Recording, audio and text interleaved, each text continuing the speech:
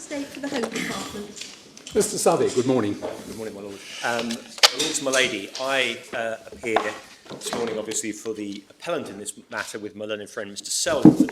My learned friends, Mr. Giovanetti, Queen's Counsel, and Mr. Bias, appear for the Secretary of State in this matter. Can I start by making a couple of points about the matters that arise in the way in which I propose to address them? In terms of the issues that arise, I assume that the court has noted, obviously, that the Secretary of State has conceded that one of the errors challenged by the Secretary of State, one of the errors challenged by the appellant, rather, it was in fact an error. Financial independence. The financial independence. We thought that was a very realistic concession. Thank you. Thank you. That obviously means that in terms of the fundamental issue, essentially, which is whether or not the courts below erred when concluding that there would be no violation of Article 8 if the appellant were to be removed, three main issues remain. One is what is meant by precarious immigration status in the relevant legislation. Two, what is the scope for a court to give greater than little weight to private life if developed while immigration status is precarious. And then finally, the extent to which matters such as an ability to speak English and financial independence weigh in favour of a grant of leave. That third point, to some extent, there's little I can say, but so it won't feature very heavily, but it's still obviously of some importance in practical terms. When addressing those issues, the structure I propose to address is firstly, I'm going to make some brief submissions regarding the facts, then some introductory remarks about the approach the legislation requires in relation to Article 8, then address the approach the court should take in an appeal like this, returning then to the relevant statutory provisions before finally making some brief remarks about the outcome. Turning to the facts, I'm sure the court has had an opportunity to read the statement of facts and issues, and the facts are obviously pretty straightforward in many senses. However, there are 6 aspects of the facts that I would highlight as being particularly relevant. The first is that the relevant private life in this case developed while the appellant enjoyed lawful leave as a student. The court, I suspect, will remember from the Statement of Facts and Issues, its memory stick, page 51, paragraph 2 is the relevant is the reference for my Lord and my Lady's notes. The appellant entered the United Kingdom with entry clearance as a student on the 16th of September 1997, and leave continued essentially to the 30th of November 2009. And that's the period during which private life developed.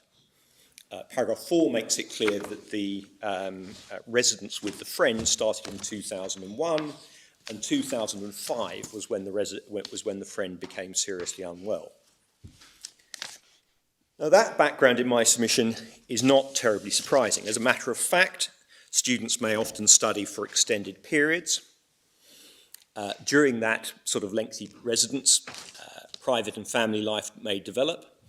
And the reality is that students who are living here for such a long period are likely to regard themselves as part of the community, essentially residents within the United Kingdom. They may well be aware that at the end of their period they are required to leave, but for a period of time they may well regard themselves as residents. All of that's of course reflected in the fact that immigration status may be extended. The rules have changed from time to time, but for example, and I'm not going to take the court to it unless the court wishes me to because I don't think it's in dispute, in 2009, the relevant immigration rules provided, and it's at volume 2, tab 14, memory stick, page 579 for notes. The relevant rules, it was rule 60 of the immigration rules at that stage, provided for extensions of time, providing that students could, for example, demonstrate attendance on courses and progress. The rules also permitted change of status if, for example, someone married, And at that time as well, the rules provided that one could potentially obtain indefinite leave to remain if one had resided in the United Kingdom lawfully for 10 years. The relevant rule in relation to that at the material time was Rule 276B, which is a memory stick 593, Volume 2, Tab 15. And indeed, that rule continues to apply. And indeed, that rule also has its origin in policy that dates back a very long time. We refer in our statement of case, and it's in the papers, to MacDonald's Immigration Law and Practice 5th edition, which was the edition that applied essentially, as we understand it, before the new rules came into force. That's at Volume 6, Tab 79 for the court's note, memory stick page 2148, which describes how before the immigration rules there was a 10-year policy, which essentially had its origin in the 1969 European Convention on Establishment. All of that demonstrates how someone who starts as a student, or material time, someone who started as a student, essentially could expect that they may well be able to remain in the United Kingdom for a significant period of time.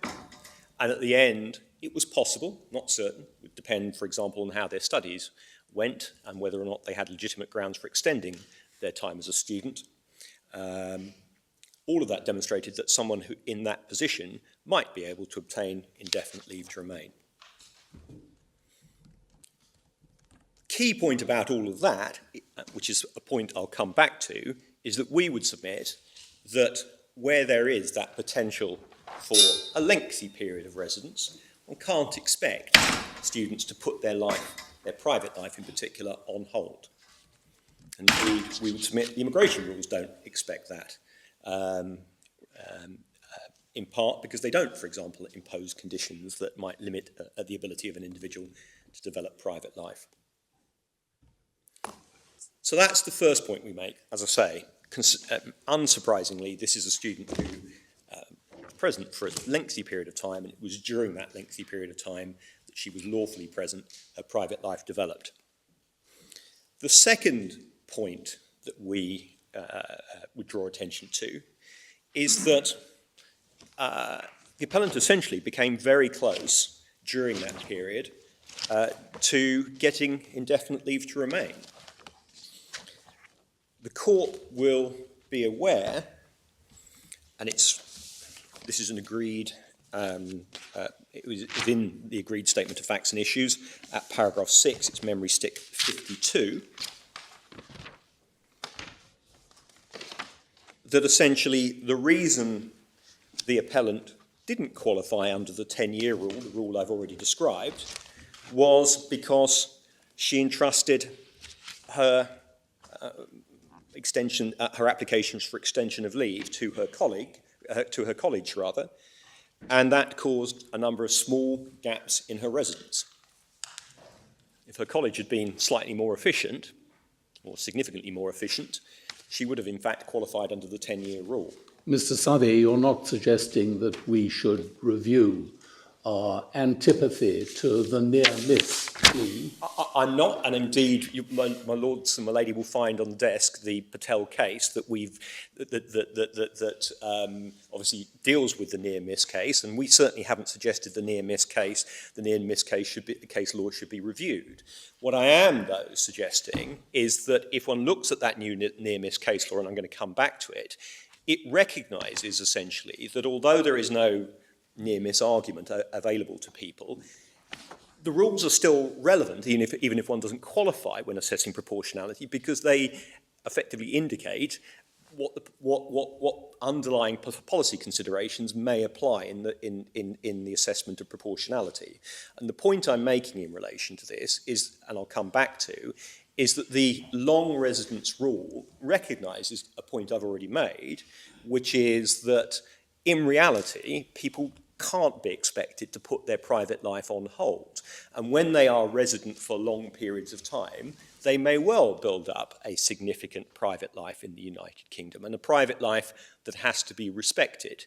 And so when one looks at the facts of this case, it is of some significance that the lengthy period of time was essentially of the order that potentially qualified under the rules. It means in our submission, it demonstrates in our submission that we're right to say one can't expect for that period of time the appellant to have put her private life on hold. That's all I'm saying, which I think, and I'll come back to why I say this is the case, is not inconsistent with the near miss rule. So I'm not trying to reopen the near miss case law. I am saying, though, that the rules are relevant for that point. But I'm sorry, I don't understand that. I mean, obviously, as a human being, I accept what you say, but how does it help us to interpret these provisions? Well, my Lord, my basic point that I'm going to come back to is that whenever one looks at the provisions have to be applied in a way that ensure compliance with Article 8. I mean, surely the whole point of these provisions, we've watched this sort of steady process of the Secretary of State trying to give some sort of more precise way of dealing with these things after Huang, which apparently the department was unhappy with because it left too much discretion to the tribunals. Yes. And so we've seen this sort of whittling down, and one may wonder whether they couldn't have done it a bit better. But we are stuck with this, that we know the whole point of these provisions is to try and get a sort of clearer structure. So going back to sort of human considerations, such as you mentioned, doesn't really help one, does it? Well, it does, my Lord, in this sense. If one recognises, as indeed the Secretary of State does, and as I was going to draw attention to, the fact that these statutory provisions are intended to ensure compliance with Article 8 by ensuring that there is a proper structure in place, then to some extent, the extent to which to a large extent, the extent to which one can say there is a violation of Article 8 on the facts of this case assists, we would submit, with the interpretation of the statutory provisions, because the statutory provisions are not intended to produce such a violation. And one of the basic points we make is that by one route or another, and we identify two routes, one is by adopting a narrow approach to what is meant by precarious, the other is by recognising that there is a flexibility within the provisions. By one route or another, one needs to end up with a situation where there's sufficient flexibility to cope with this sort of case. I mean, the facts of this case are essentially very different from the facts, for example, of somebody who, to use a different example, arrives as a visitor, saying essentially they're intending to be here for a couple of weeks' holiday, then overstays, and says, in my period of overstaying, which may be quite a short period of overstaying, I have built up ties with the United Kingdom. Now, that's one end of the spectrum, essentially, and the facts of this case are very different, which is the point I'm making. And so I'm submitting the statute has to have the flexibility to recognise that case is very different from this case. I've been looking, Mr. Southey, at 276B that you mentioned. Yes. Which I've got at 593 and 4. Yes, I think it's that's the reference. Volume 2, isn't it? Sorry, yes. Volume 2.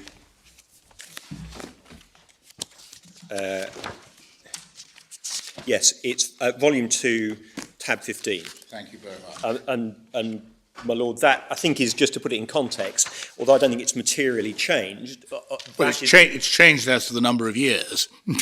Well, it's changed the number of years for the unlawful. Of course, for the lawful, it hasn't changed. That's why I was saying, sorry, I was focusing on the lawful state. Yes, okay, right. Anyway, all that I was just wanting to make sure was that I'd got the shape of it right. Yes. 276B indicates what the requirements, which have to be met by someone who's applying for indefinite leave are, yes. And leaving aside length of residence, you've got a list of factors in 276B, little Roman 2. Yes. And have I got it right that the effect of 276C on the next page is that if you persuade the Secretary of State that each of those various requirements is met, then he or she may give you indefinite leave. Yes, and I pick up my Lord's. Under the rules, at least, there's no right to it.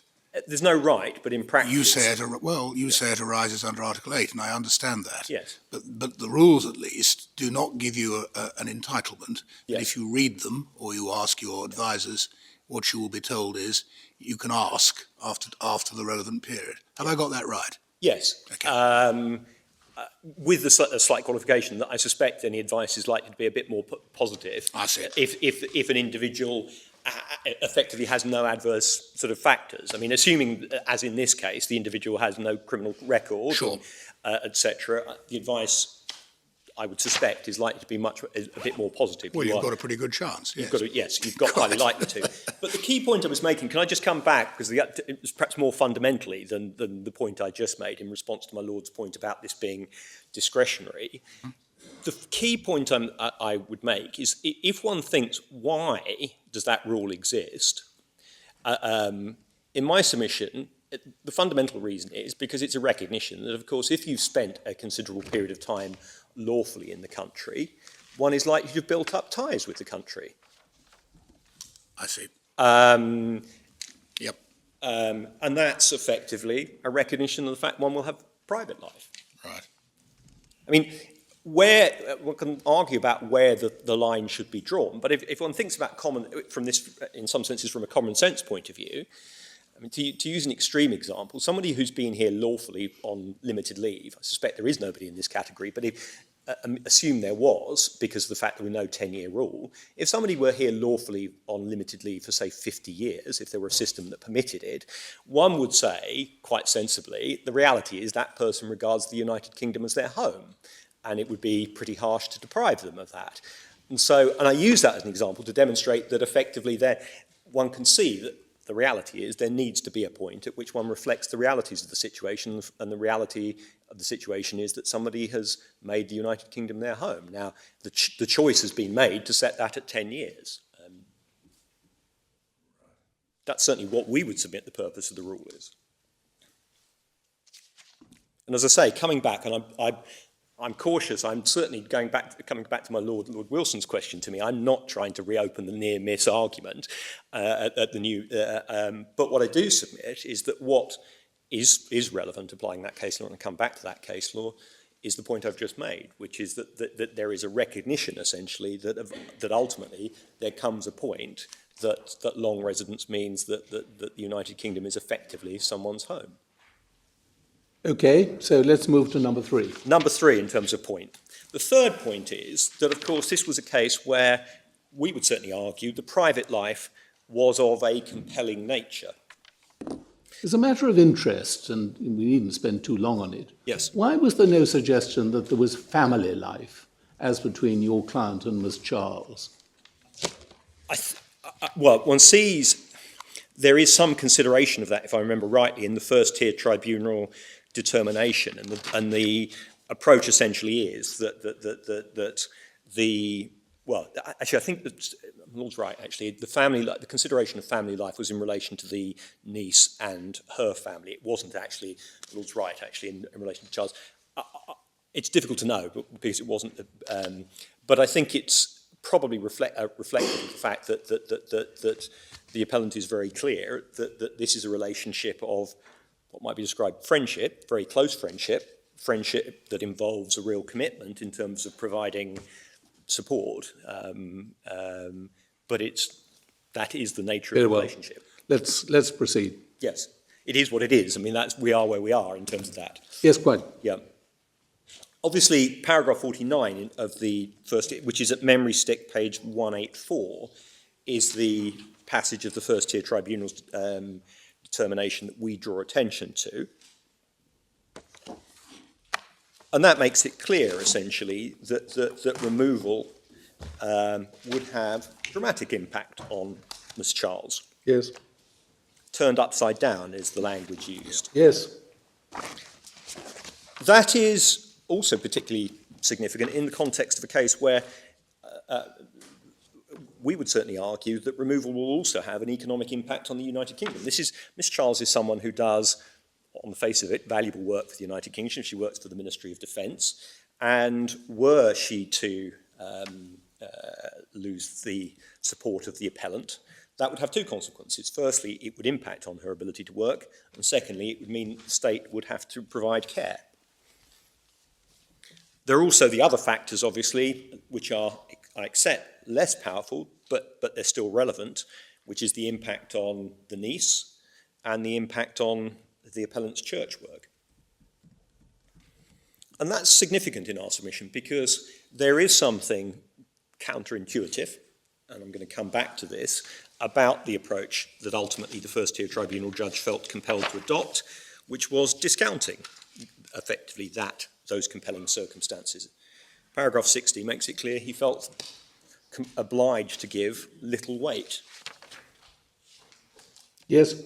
The fourth factual point we would make, and we maintain this point, which we made before the Court of Appeal, is that the first-tier tribunal judge made it clear in our submission that, in his view, he was obliged to dismiss this appeal because of the new legislation. If one looks at paragraph 63... Required, bound. Well, I'm driven by, it goes beyond that in some senses. I'm driven to the reluctant conclusion, and the scales of proportionality would not have been loaded against her if the appeal had been concluded before statutory changes.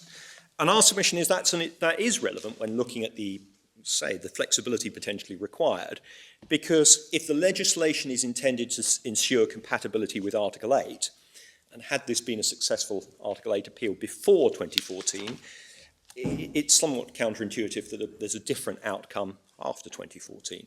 But I mean, I'm not saying in every case you have to do a sort of pre-14 Act assessment and a post-14 No, Act. I'm the not. point, as I said to you earlier, is for good or ill, that this is meant to make it clearer and may therefore result in cases being decided in a way which wouldn't have been decided previously. Well, my Lord, I accept that the point is to ensure compliance with Article, to make things clearer, rather. I accept that the purpose of the legislation is to clarify the approach to Article 8. I'm not sure, well, I don't accept necessarily that outcomes should be significantly different, because if the purpose of the legislation is to ensure compliance with Article 8, in circumstances where immigration rules, for example, for a long time have made it clear that firm and effective immigration control is the purpose of or is the objective of the Secretary of State, and clearly that objective has to be given significant weight in the proportionality balance. The statute in my submission doesn't really change things. It is in my submission, and I'll come on to that, a statute that is intended to ensure that effectively the same weight is essentially given. But, my Lord, I'll perhaps come back. There's not much I think I can say at this stage other than what I've just said. Fifth point, as I've already indicated, is not in dispute, and I can deal with it very quickly, which is, of course, it's not in dispute now that the first-tier tribunal judge made an error.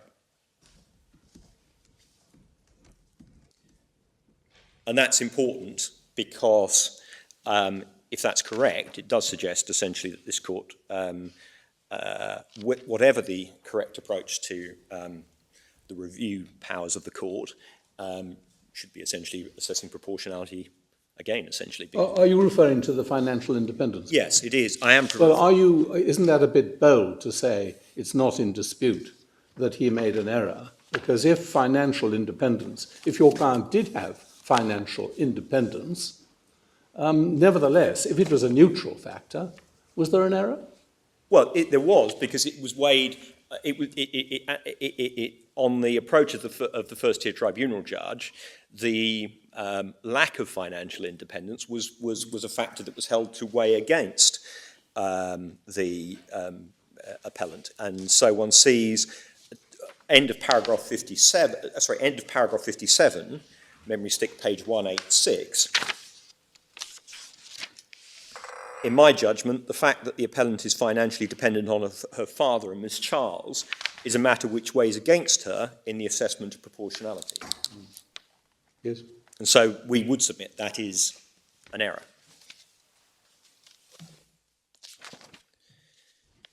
Yes. sixth point, just final point, is which may be relevant when we come to the submissions that we've made about the approach the court should take on an appeal.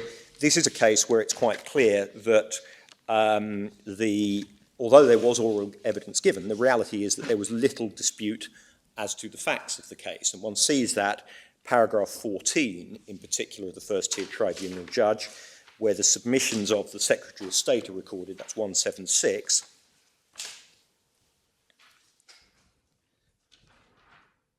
And one sees last sentence within paragraph 14, Miss Ahmed, who was the Secretary of State's representative, did not ask me to reject the evidence necessarily, but to approach it on that basis. That's a reference to the sort of sentence above, which suggested it was concerning that the appellant was willing to invest so much time in Miss Charles when she wasn't paid. And so it seems to be a sort of a submission about weight, effectively, rather than a real direct challenge to the evidence. Yes. Could you help me, Mr. Southey? Yep. As I understand it, Mr. Rhuppiah has got Yes. Permission to stay. Yes. So to what extent are we concerned with the facts, except as illustrative of the legal propositions? Well, I accept, I mean, in one sense, the outcome of this appeal from Ms. Rhuppiah's point of view is of limited importance, other than one respect, and that is something that we submit we can legitimately draw attention to, which is that she's always paid a legal aid contribution through this. And so, from her point of view, it is important that she succeeds with the appeal because her contribution has been quite significant, essentially, and so she has an interest, effectively, in obtaining a costs order. But that's her primary interest. Secondary interest is obviously if the court records that she's entitled to leave on Article 8, it gives her greater protection in some senses about. I accept the basic point that the facts are illustrative, really, of the issues that arise more than directly an issue. I mean, we're all here still because there are important points of law. Absolutely. We've got to deal with those, but then we've got to decide whether to allow the appeal or to dismiss it, I Absolutely. suppose, Mr. Southey. Absolutely. And what I was going to go on part of that is, that given that the reason for deciding those important points of law is that there is no dispute between the parties, the principles decided by the Court of Appeal will have the potential to have an impact on a significant number of cases. To some extent, if the court decides the outcome on the facts, that we would submit, that increases the value of any guidance given, because it demonstrates the factors that may or may not be relevant, essentially. So On the one admitted error, which is the financial independence point, yes, which as you've shown the tribunal did take into account, you say there we should allow the appeal on that point if nothing else, but we wouldn't need to send it back because it wouldn't be... No, and I'm not suggesting... I mean, my basic point in relation to this would be that to the extent that... is that what the court is able to do, partly because of the factual background I've drawn attention to, is decide essentially proportionality. No, I understand we've got to deal with those points, but Yeah. from the point of view, your client's concern about legal aid and so on, Yeah. if we simply allowed the appeal on the point which is admitted to be wrong, that may do the trick for her. Yes. Well, I'm certainly not arguing that the court, whatever the court decides, it should remit, because I recognise that would probably be disproportionate in terms of resolving that. I would suggest, what I was going on to say was I would suggest that the court can decide proportionality for itself, but if it's not minded to do that, then I'm certainly not arguing it should remit. No, of course not. Thank you. That, Right, well, we've got the 6 points. yes, can I then turn to the law? Please. Obviously, the starting point, and there is an important issue about the approach the court should take as an appellate court, but it is part... This starting point is part of the context in which those submissions should be considered. The starting point in our submission is obviously the provisions of the 2002 Act that are in issue, and they are at Volume 1, Tab 10 of the authority's memory stick, page 559. And these provisions were inserted into the 2002 Act by the Immigration Act 2014. There are a couple of features, sort of overarching features of this legislation that I would draw attention to because they are the context in which everything else needs to be considered. The first feature is that what one sees from subsection 1A, and particularly when read with subsection 3 of section 117A, is that the legislation doesn't, perhaps unsurprisingly, purport to sort of disapply Article 8 or suggest Article 8 can be ignored. Rather, what it is clearly intended to do is give guidance as to the approach to Article 8. I say that because obviously subsection 1, when read with subsection 3, is intended to ensure that the legislation is applied when Article 8 is in issue. The second point that I'd make is that subsection 2 makes it clear that section 117B, which is really at the heart of this case, is a provision that the court is required to have regard to.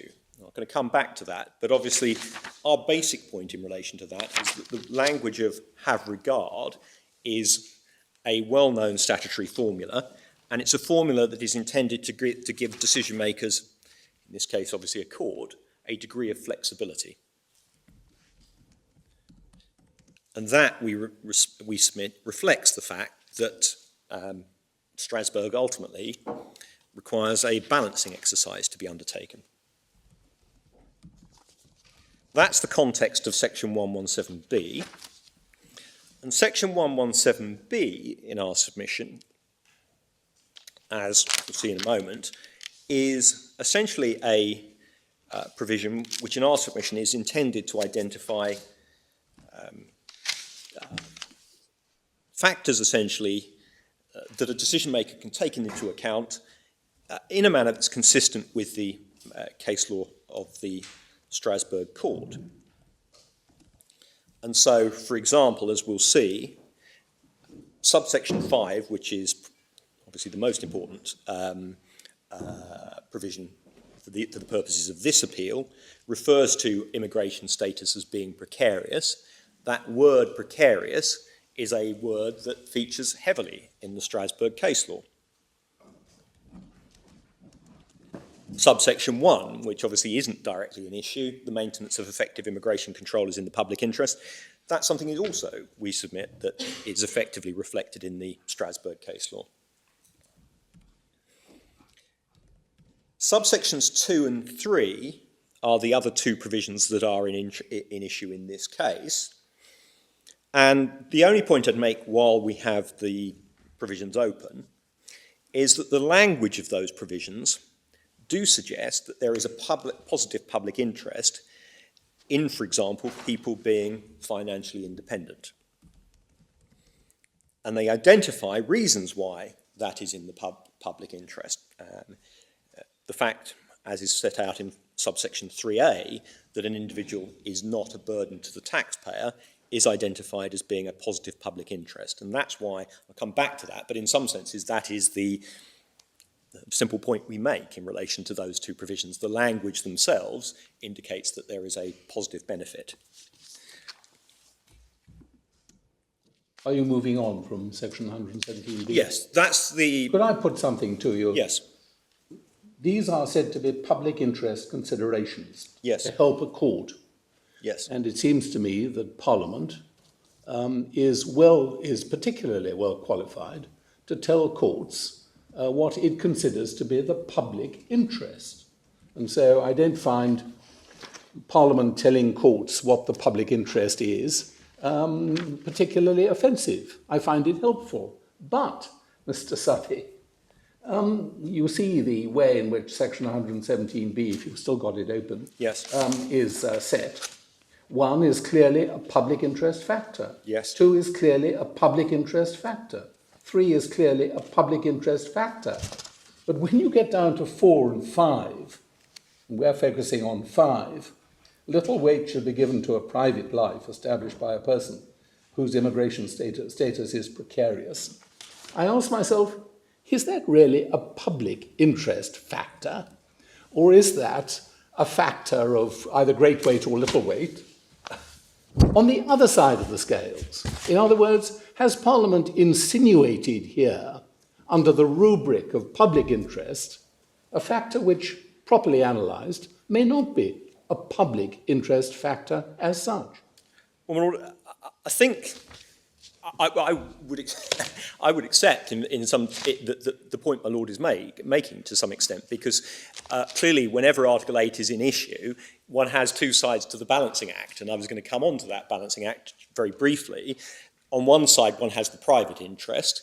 On the other side, one has the public interest.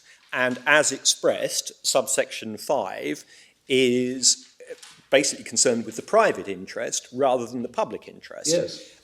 What I think, though, I would have to accept is that although this isn't particularly well drafted, going back to, I think, my Lord Carnworth's point, what is the underlying purpose of this statute? It's probably slightly more than just to identify matters that are in the public interest. It is to give structure, essentially, to Article 8 decision-making, and it is intended in that context to draw attention to the fact that precariousness, and I use that language deliberately in a vague sense because we'll see there is a slight disconnect between the language used by the European Court and the language used by the statute, but precariousness is a feature of the Strasbourg case law, and so I accept essentially that to the extent what this statute does, which is certainly what we submit it does, is draw attention to a feature of the Strasbourg case law, then there's nothing objectionable to that. And indeed, the point I was about to make, actually before turning, I said I think I was about to turn away from the statute, but the point I was about to make is that when one looks at this in the round, and sort of with the features I've just drawn attention to very briefly, in my submission, the fundamental point that needs to be made and borne in mind in relation to this statute, which is a point that isn't in dispute, my learned friend properly in my submission concedes this, is that what this provision is intended to do, essentially, is ultimately ensure that decisions are compatible with Article 8. There is nothing here, we know, obviously, that the Human Rights Act permits Parliament to say, essentially, not that it does this in practice, but it permits Parliament to say that provisions of the Convention should be disapplied.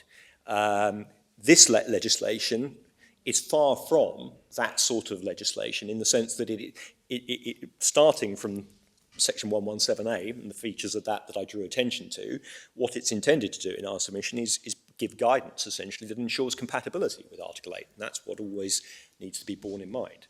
Thank you.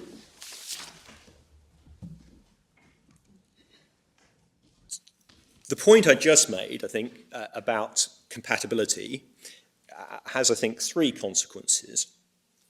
Firstly, when interpreting the legislation in our submission, it should be interpreted consistently with Article 8. That is important when we come to a feature of the case law that I'm about to come to, which is the approach to precariousness, because, as I say, there is a slight disconnect between the approach in the legislation and the approach in the case law. The second point is that when I'm come to the approach of the appellate court, which I'm also just about to come to, in our submission, the fact the legislation is intended to ensure compliance with Article 8 gives is of some relevance when looking at the approach an appellate court should take, because ultimately it supports the submission in our submission that the fundamental concern is compliance with Article 8. And thirdly, in our submission, that also the fact this legislation is intended to ensure compliance with Article 8 is why the language of have regard is in Section 117A, because it gives the court the flexibility, essentially, to ensure compliance with Article 8.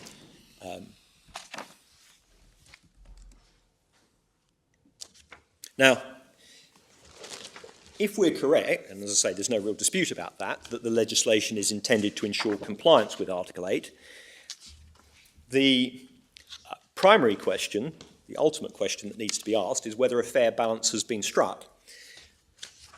I suspect no authority is needed for that, but if one needs an authority, I'll just give the court reference to it, because we'll come back to it. Ali, for example, is a recent example of that approach being adopted by this court. It's Volume 1, Tab 1 for the court's notes, memory stick, page 255, proportionality requires the public interest to be balanced against the impact on the individual. And we'll see that, that approach being adopted by the European Court, even in the context of cases where status is clearly precarious.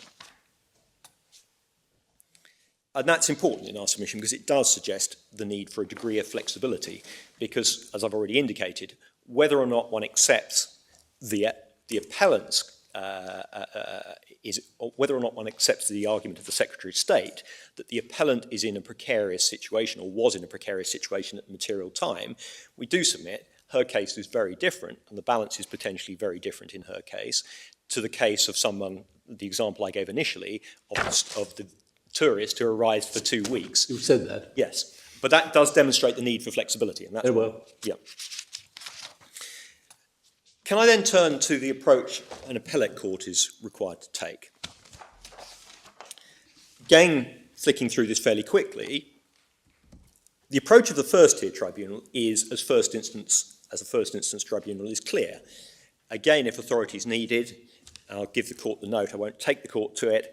Ali decides the duty of a tribunal, it's memory stick, page 254, volume 1, tab 1. Ali decides, paragraph 46, that the responsibility or the duty of tribunals is to assess proportionality, albeit giving weight to the Secretary of State's policy. And that, we submit, reflects the basic point. Again, I won't take the court to it because it's so familiar. The basic point that is clear from the Human Rights Act, which is it's unlawful for a public authority, and a court is a public authority, to act in a manner that violates the Convention. That duty on the first-tier tribunal in our submission is why, I should say in passing, we do not accept, and I may need to come back to this, that the Court of Appeal was correct to essentially say the first-tier tribunal didn't need to consider whether or not there's a breach of Article 8 in light of the special circumstances, because there wasn't any argument about special circumstances, because in our submission, ultimately, the first-tier tribunal was required to determine whether or not there was a breach of Article 8. Article 8 was being relied upon, and that was the fundamental requirement, that was the fundamental issue the first-tier tribunal needed to determine. But I may come back to that. The submission that I've just made is part of the context in which the role of the appellate court should be considered. And the reason I've highlighted, or the appellant has highlighted in her statement of case, the role of the appellate court, is that we do submit, although it's important to consider the detail of the legislation in a case like this, one shouldn't lose sight of what we submit is the ultimate question for the court, and that is whether or not there is a breach of Article 8 on the basis that the decision is disproportionate. Now, that is not a challenge, I should make it clear, to B. We don't argue that B is wrongly decided. What we do argue is that B makes it clear that the role of an appellate court when proportionality is an issue is not restricted, essentially, to determining whether there is some error of principle by the lower court.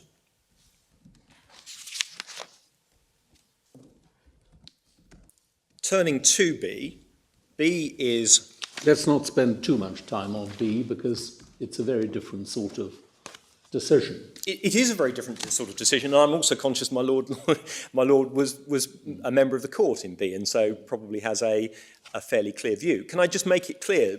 Can I just perhaps expand on what I say about it before just dealing very quickly with why we say this is right? The point I would wish to make about B is that there are, in a case where there's been fact-finding, and I accept this is a very different case, partly because the fact-finding was very limited, in principle, two stages to the assessment of proportionality. One is the assessment of what might be described as primary facts. When did the relationship start, for example? What is the nature of the relationship? Those sorts of factors are what one might describe as primary facts.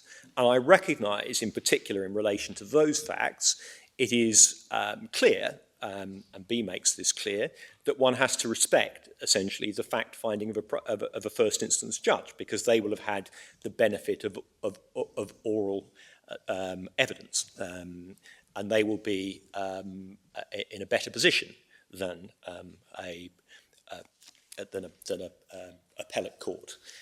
However, the second stage, essentially, is once one's got those primary facts, is the assessment of proportionality, where the balance needs to be struck. Is it necessary, to use the language that obviously is often used, is it necessary for the state to act in the way that the state is proposing? And in relation to that, in our submission, the scope, essentially, for an appellate court to say, well, we might have reached a different conclusion, but we don't have grounds to intervene with the conclusion of the first instance court. The scope for that is limited. That's what we say about B. And the reason, and we make that submission based essentially on the judgment of Lord Neuberger, and I won't, as I say, spend a long time on it, but if one turns to B, it's at tab 3, starts at memory stick page 308, but the relevant passages start at 337.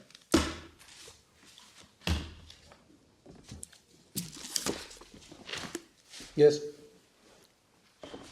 338, actually. One sees Lord Neuberger reviewing the approach of an appellate court. Paragraphs 84 and 85, I'll just skip through, but they are sort of the introduction and the clear statement of principle that in particular the Convention doesn't necessarily require any rights of appeal. But what is said at the end of paragraph 85 is that there needs to be proper consideration of the question of proportionality, and we submit that what follows is essentially proper consideration. Now, turning over the page to memory stick page 339, one sees the end of paragraph 88, which in our submission is important. 88. Thank you. Paragraph 88, but it's, as I say, memory stick page 339. Yes, got it. And I start by, what I'd really, if you like, start by emphasising is the last sentence in that paragraph, where Lord Neuberger said this: if, on the other hand, after such a review, the appellate court considers that the judge made a significant error of principle in reaching his conclusion, that obviously is the sort of traditional error of law approach, or reached a conclusion he should not have reached, I emphasise those words, then and only then will the appellate court reconsider the issue for itself if it can properly do so. I emphasise the words, or reached a conclusion he should not have reached, because that in my submission is focusing essentially on the merits of the case. It's not, error of principle is concerned with the route to the conclusion. Whether a conclusion should not have been reached or should have been reached is essentially focusing on the result. But Mr. Southey, he's reformulating what he's just said, which is expressed in terms of a decision he was entitled to reach. But I accept in isolation, I'm not suggesting that one should just focus on that paragraph, and I'm going to come on to further passages within the judgment, but I do submit it's an important starting point because it's consistent in my submission in particular with what one sees at paragraphs 92 and 93. And paragraphs 92 and 93 in my submission are perhaps really the heart of the judgment, because they're where Lord Neuberger in particular identifies the grounds in which an appeal should be allowed or dismissed. And paragraph 92 ends, and this is the context of paragraph 93, with Lord Neuberger saying about 5 lines from the end, I consider that if, after reviewing the trial judge's decision, an appeal court considers that he was wrong, then the appeal should be allowed. Thus, a finding that he was wrong is a sufficient condition for allowing an appeal against the trial judge's conclusion on proportionality. Now, 2 points I'd emphasise about that. Firstly, the focus again is on outcome, whether it was wrong. And secondly, it does suggest, by reason of the reference to proportionality, that a particular approach applies in the context of proportionality. And you can make that stand, can you, with 90 and 91? Well, 90 and 91. Again, in my submission, have to be read with 93 and 94. Well, I understand that. It's not the easiest of judges. As So we did have to look at this recently in a case you weren't in called AR. Yep. And we spent a lot of time, some of us, going through it. In particular, one of the things I picked up, which my Lord Wilson will tell us about, in paragraph 37, he was careful to refer to paragraphs 83 to 90 of the judgment of Lord Neuberger. And whether or not, it seems to suggest he might have had some difficulty with paragraph 93, I don't know. We're not terribly keen in getting too involved in this case, Mr. Southey, if you'll forgive us. Well, I mean, basically, in a very different situation, the majority of the court said, correct me if I'm wrong, that the test in deciding whether a judge who decided that the threshold of Section 31 for a care order was crossed, and the decision whether, if it was crossed, it was right to make a care order, should both be dispatched on the basis of, was the judge wrong? Now, I mean, if that was the simple majority conclusion in a very different situation, I mean, would it be wrong to simply take that adjective and apply it to this particular case? The upper tribunal, the Court of Appeal, and now us, is our task simply to say, was the first-tier tribunal wrong? And is there anything wrong with saying it was wrong? Well, well, Lord, can I just sort of give some, perhaps give a slightly longer answer than my Lord may wish? The reason I'm making some submissions about this is because ultimately I would submit there are two approaches essentially that could potentially be adopted on appeal. One is to focus on the route essentially, as I've described it, that a lower court adopts. Was the reasoning process wrong? The other is to focus on outcome. Now, my Lord, I understand, is expressed concern that B was decided in a particular context and decided by a bare majority. But, I mean, the reality is that B, despite those limitations, has been applied more widely, essentially, as being the approach that needs to be adopted to proportionality.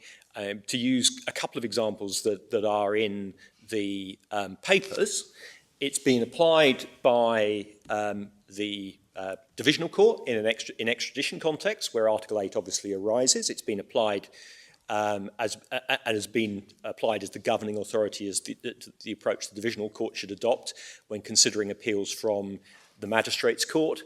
It's been applied by the Court of Appeal in a case called A, which is also in the authorities, as the governing authority determining the approach that the Court of Appeal should adopt in appeals from first instance decisions, essentially that administrative decision makers have violated Article 8. Now, that, my Lords Lord Carnworth and Lord Hughes will be aware, it was the subject of argument in AR, as my Lord Carnworth pointed out. That judgment is still awaited, so one doesn't have the benefit of that. But it is of some relevance in our submission, because the reason I've drawn attention to this is that we do submit that if one looks at the facts of this case, essentially, there are two ways, going back to the point I made about two ways of approaching a decision-making. The problem, in some senses, that we would submit arose at first instance in this case is that the first-tier tribunal essentially focused on the route. It looked at the statute and said, the statute says we have to discount the private life. We're going to discount the private life, even though we can see that the private life in this case is compelling. And that produces a result that essentially that produces the result of the appeal being dismissed. Our submission is one actually always has to look at Article 8 cases in a slightly different way, and one has to bear in mind the ultimate outcome and the ultimate need for a balancing exercise. And that's why, in my submission, one can't lose sight of the B approach. But I'm sorry, the first-tier tribunal was performing a different task from the appeal courts. And the task of the first-tier tribunal is a much more direct proportionality analysis. So Absolutely. you could leave them to one side for the moment. Absolutely. And then you premise your rest of your arguments on the basis that there are only that there is only one test being applied, error of law or similar. But in fact, there are two in Lord Neuberger's paragraph 88. First of all, did you approach the question of proportionality correctly as a matter of law? Yes. And secondly, and reached a decision you were entitled to reach, which allows the sort of situation we're all familiar with, which involves the court saying, you can't possibly have got there by applying this route. Well, except, my lady, which is one of the reasons why I was drawing attention to it, it's not... if one looks at paragraph 93, which is where Lord Neuberger comes up with... The seven, which I think every judge I've appeared before gets slightly concerned about the seven categories for perhaps understandable reasons. But the one thing that is clear from those seven categories is that those seven categories are not restricted, or don't restrict, rather, the grounds upon which an appeal should be allowed to the situation where an appellate judge says, you can't possibly have reached this conclusion, because that is essentially category one of the seven categories. And Lord Neuberger is clear, categories 1 to 3 result in the appeal being allowed. I mean, asked the seven categories part of the ratio of the majority. My impression was they weren't. Well, it is certainly part... I find them very difficult, with great respect to Lord Neuberger. Yes. And as he said, there's a danger in over-analysis. And he may have... But, I mean, it didn't seem to me, with respect, that was part of the reasoning of the majority, whereas the way my lady has put it to seems to me clearly the way the majority saw it. Well... Except, I mean, So, going back to my Lord's as analysis... my Lord says, do we need to spend a lot of time? Well, Why can't you answer this question for us? We've got to look at the first-tier tribunal's decision Yes. as an appellate court. yes. What test should we apply in assessing that decision? The test that the court should apply, ultimately, in our submission, is whether the wrong conclusion was reached regarding Article 8. Yes. And wrong in that context, just to sort of add further, to expand upon the answer I just gave. Wrong in that context, in my submission, is not merely whether or not it was outside the bounds of reasonableness. Essentially, wrong in that context means ultimately that the balance struck was not the correct balance. Well, the difficulty with that is that wrong begs the question, doesn't it, Mr. Sully? Yes. Otherwise we wouldn't be having this debate now. You wouldn't have had it in B, and we wouldn't have had it in AR, and in countless other cases everywhere else. Yes. Look at 90, which is in the same judgment. The argument that the Convention or the 1998 Act requires the Court of Appeal to form its own view in every case where a trial judge's decision on proportionality is challenged appears to me to be wrong in principle and potentially unfair or inconvenient. He develops it, but that's the nub of it. In other words, now, if all that one means by wrong is, well, I don't think I'd have said that, then you would be doing precisely what Lord Neuberger says you mustn't do, wouldn't you? But my Lord, in my submission, what Lord Neuberger is addressing in paragraph 90 is the two stages, essentially, that I've already identified. He's addressing both the stage. He's recognising that part of what was before him essentially was arguments essentially that the basic fact finding should be. Yeah, well, I understand that, of course. And so one sees. I see. You say that's confined to that, is it? Well, one sees, and the reason partly I say that is if one looks at paragraph 95, where one looks at Lord Neuberger's analysis essentially of the difference between the approach he was adopting and the approach that Lord Kerr and Baroness Hale was adopting, one sees effectively, particularly towards the end, him talking about how, paraphrasing, but I hope not unfairly paraphrasing, one sees him saying essentially that where one gets to proportionality, this category 4 eventually may narrow to Well, that takes you back to the 7 Ages of Neuberger, doesn't it? It does. It does. But one also, just to answer Lord Carnworth's point about the majority, of course, one needs to bear in mind, firstly, two other points, which again support our analysis. Firstly, Lord Clarke was quite clear as well, paragraph 140, that wrong is not the same as reasonableness, essentially. Okay. And one sees also Lord Kerr, where he sort of analyses what Lord Newberg was saying. I mean, it was quite clear that Lady Hale and Lord Kerr took a different approach. No, but they were in the minority. But I was just drawing attention to Lord Clarke, who was in the majority, and what he understood by wrong. Which paragraph was it? Sorry, 140. Because there were two things going on in this case. Yes. One was the consideration of a legal test, the threshold. Yes. Where it was evaluative and wrongness might have a right or wrong Yes. answer. And the other was the question of welfare and Yes. Article 8 proportionality. Yeah. So in what context is 140? 140 is essentially, I'm not sure it's specifically identified actually, but it's effectively, it's a reference back to what Lord...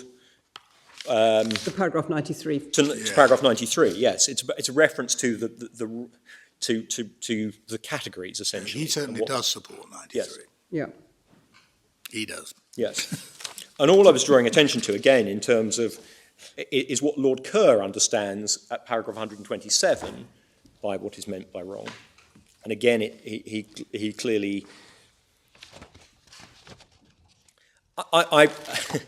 I realise I have ignored my Lord Wilson's request. It's really your fault. I think it's the fault of my colleague. I have dismally failed to move you on from reading. It's not your fault, Mr. Tully. But can I just say, just to conclude, and I will now move on, in my submission, the reason I draw attention to it is, as I say, there is ultimately a danger in our submission in the context particularly of a provision that is intended to ensure compliance with Article 8 in focusing essentially on what the language of the legislation says in minute detail rather than the outcome, because ultimately the legislation is intended to produce compliance with Article 8. As I've already indicated, it is now pretty trite law, basically, that Article 8 is fundamentally concerned with balance. That means that ultimately, in our submission, a court, whether it be an appellate court or a first instance court, in our submission, has to bear in mind the ultimate balance. And that's really as far as I need to go for these purposes. Very well. Q. Can I just say one other thing in passing about the approach of the appellate court? Of course, in one sense, having just, as I say, refused the invitations to move on, there is, of course, one slight sort of factor that one needs to bear in mind on the facts of this case, given the approach of the Secretary of State, which is, of course, we now know anyway on the facts of this case that the first-tier tribunal's approach to balance was wrong, in the sense that I've already indicated, it discounted, or it held against the appellant the fact that her finances were provided by third parties, and that is accepted to have been an error. That means, in some senses, on the approach of Lord Neuberger, one does need to carry out a fresh balancing exercise because one's already gone through the trigger. So it may not matter on the facts of this case. Can we test it in this way? Forget Rhuppiah and the analysis, whether it's helpful, detailed analysis or over-analysis of the possible states of mind.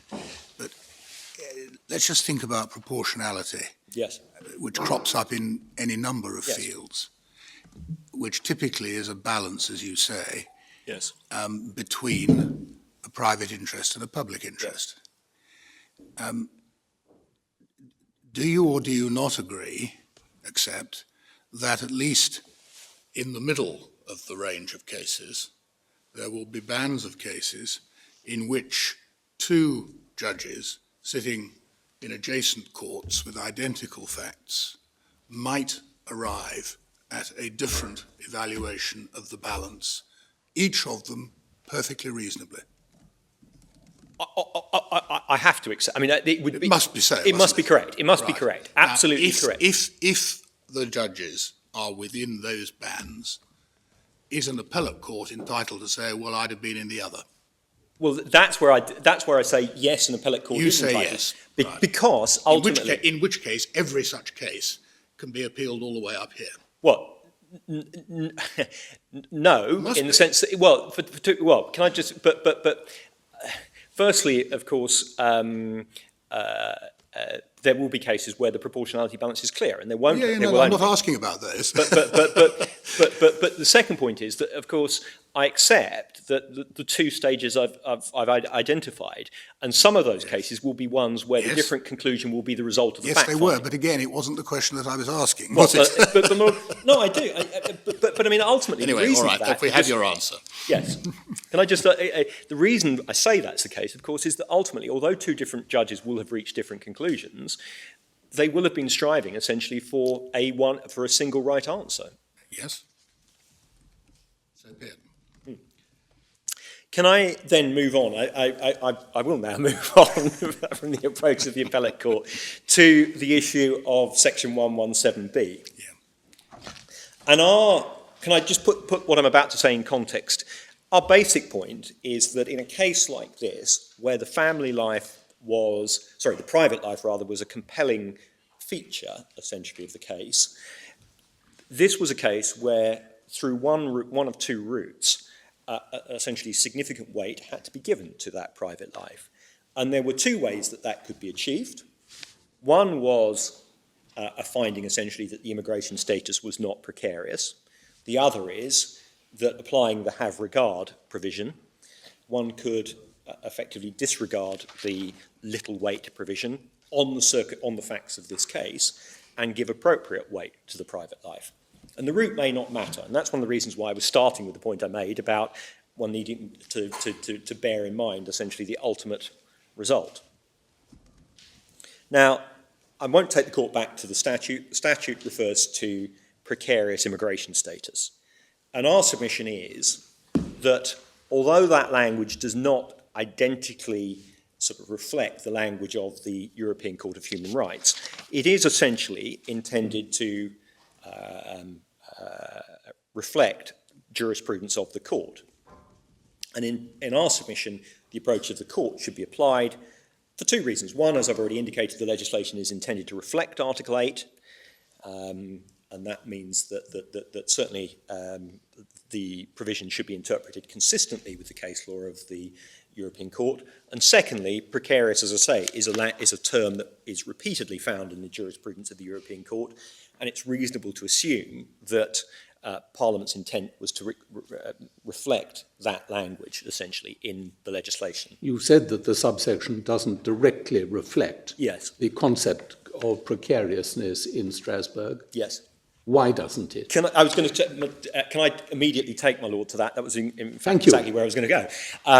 Can I take the court to the Jeunesse case? Of course. Which is at Volume 1, Tab 9. And Jeunesse, I should make clear, is, in one sense, merely an example of the approach the European Court adopts, because there is no easy answer, in one sense, found in the Strasbourg case law to the point the Secretary of State makes, which essentially is people with limited leave have a precarious status. The European Court has never sought to define precariousness. It has never, as far as either party, I think, has identified, has clearly said whether or not limited leave essentially is a precarious status. And so what one has to do, to some extent, is attempt to draw inferences from case law such as Jeunesse. And Jeunesse is important, I accept, because it's a recent judgment, I think, of the Grand Chamber, which sets out a number of principles, but it does so in a very different context. Now, answering my Lord's question, Lord Wilson's question, if one turns to memory stick page 549, say volume 1, tab 9, paragraph 108, one sees a paragraph that is repeated in a number of judgments of the European Court of Human Rights.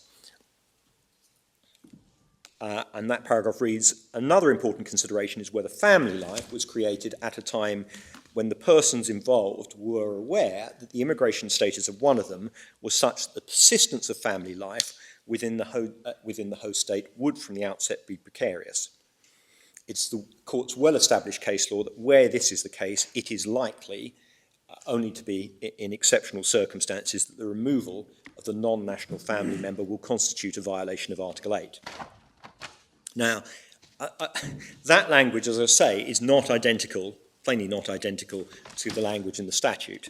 And to give a number of examples, firstly, the focus is on awareness.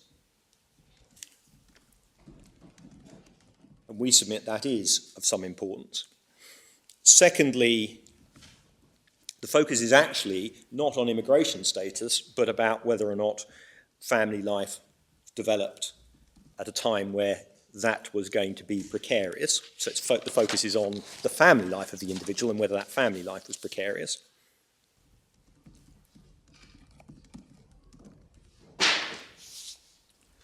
Well, And thirdly, if one just looks at section 117b, the use of the word likely, for example, in paragraph 108, does suggest perhaps greater flexibility than the language of 117b alone provides. Because it does suggest that the court can, in appropriate circumstances, give greater weight to private or family life.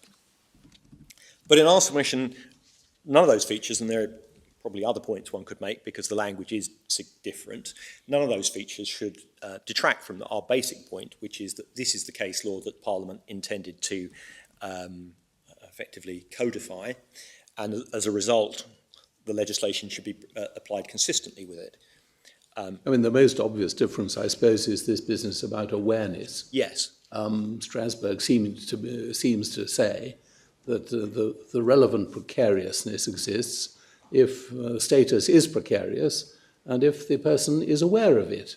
Yes. On the other hand, cases where status is precarious but the person isn't aware of it, quite hard to imagine.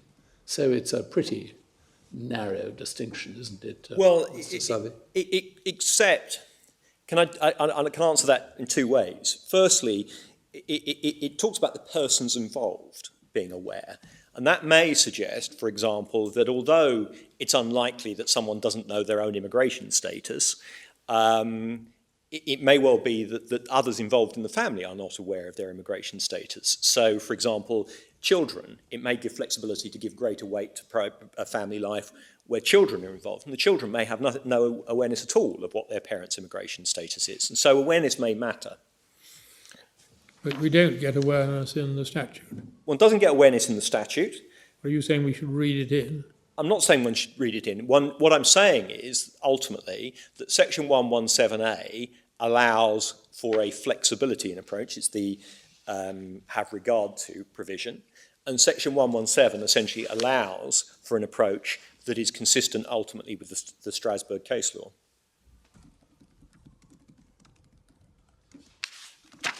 Because, as I've already indicated, there is no dispute between the parties that Section 117A and B are intended to operate consistently with Article 8.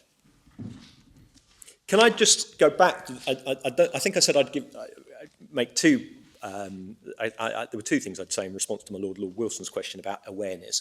The second point is that what I would also submit is that the use of the language awareness, or the use of the word aware, rather, reflects another feature of the Strasbourg case law that I'm about to come to, which is that the court is effectively seeking to indicate that it's not blind, essentially, to the realities of everyday existence. It's looking to adopt a practical approach to Article 8 rather than a technical approach to Article 8. And so it's looking to adopt an approach that reflects, if you like, the reality of an individual situation. And one sees that. Can I just make that good? If one goes to paragraph 116, to put paragraph 116 in context, I was going to draw attention to the way in which the court approached the exceptional circumstances test, because there's no dispute Jeunesse was somebody who was, on any version of events, somebody who had precarious immigration status. And the court's approach, paragraph 114, was to set out, essentially, the exceptional circumstances test. It then, though, at paragraph 116, and this is important, looked at the fact that because the applicant's presence had been tolerated within the Netherlands, that had enabled family, social and cultural ties to be established.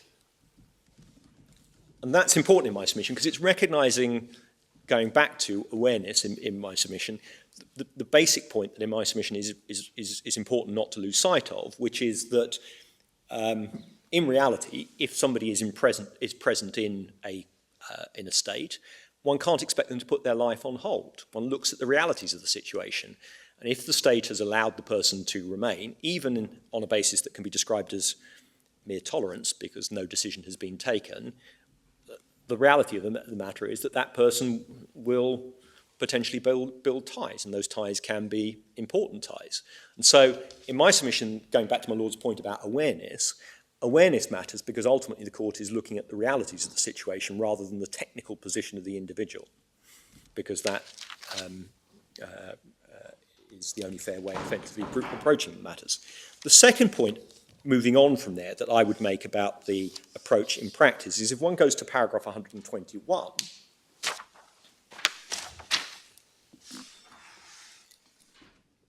one sees there that ultimately, having started from the point that I drew attention to at paragraph 114 of looking at whether or not there were exceptional circumstances, the court ends essentially by looking at whether the balance struck was a fair balance. And that's important because in my submission, that reflects essentially the points I've been making already, which is that ultimately one needs to consider balance. And that's consistent, obviously, with repeated statements of principle about how Article 8 should be applied. And so we submit, as I say, whatever else one can say, this statute, because of the have regard provision, allows for that balance approach to be adopted. Now, as I've already indicated, what this judgment, and as far as I think all the parties are aware, what every other judgment of the European Court of Human Rights does not do is come up with a precise definition of what is meant by precarious, or how one assesses whether or not status is precarious. It also doesn't deal, and neither does any other judgment expressly deal, with the situation faced by this appellant, which is the situation where she enjoyed a lengthy period of residence with time-limited leave to remain. Neither of those points are addressed. But we would submit that if one looks at the statements of principle, and I need to come to those, there are indications within those statements of principle that what the European Court is concerned about when it talks about precarious status is people essentially who never have any form of formal status, or if they do have a formal form of status, it is a status that essentially is just a temporary status while someone is being assessed.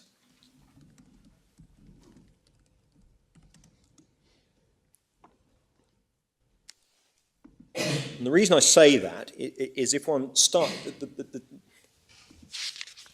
essentially the general considerations that the court considers start at paragraph 100, perhaps relevantly they start at paragraph 101.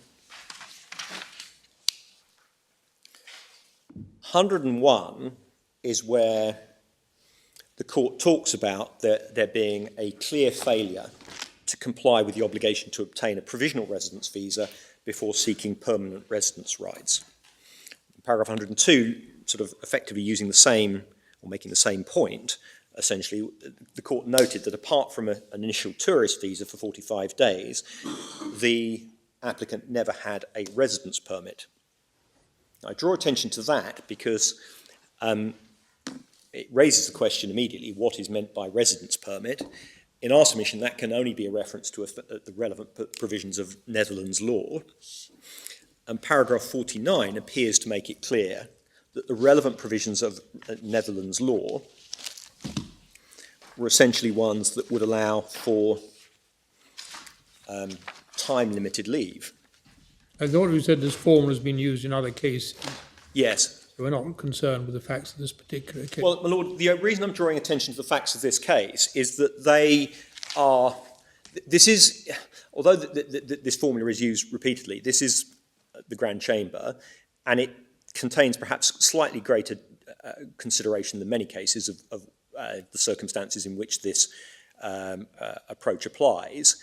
And although it doesn't directly determine what is meant by precarious, the facts may be illustrative because they indicate... Well, they may be, but I mean, what struck me about it is precarious seems to be treated as a sort of absolute condition rather than sort of a sliding scale. One might have thought more or less precarious would have been the test, but they seem to treat precarious, and then they take that word into other cases. So to focus on the facts of one particular case is not particularly helpful, is it? Well, my lord, the reason I would say there may be slightly greater assistance in this case is that what the court ultimately goes on to distinguish essentially is between, and one sees this at paragraph 104, for example, it distinguishes between settled migrants who are defined essentially as people who have a formal right of residence. They seem to mean an indefinite one, don't they? Well, my lord, I don't accept that. You don't? No, and the reason this is why I was looking at the facts of this case, is because all the way through, and that's why I started from paragraphs 101 and 102, there is reference there to residence rights, resident permit, matters of that nature. One has to assess what that means. The only indication one has, essentially, because it's never defined in the court's judgment, is what the relevant provisions of Netherlands law were. And certainly as far as we can see, they are essentially time-limited residents. How can you claim that your client was a settled migrant, Mr. Southey? Well, paragraph 104, to answer that question, one needs to start from paragraph 104, which is, paragraph 104 defines settled migrant as a person who's been granted formally a right of residence. Now that raises the issue of what is meant by a right of residence. And a right of residence, as the facts of Janus demonstrate, can be time-limited residence, or it can be indefinite residence. I mean, still, if one thinks about, to use a different example of why we say you can't just say, as my learned friend invites the court to do, that a time limit means that one effectively lacks residence. To use an example that demonstrates that can't be right, think about the situation of somebody who comes in as a Tier 2 migrant, what used to be called a work permit. Now, they can be people who are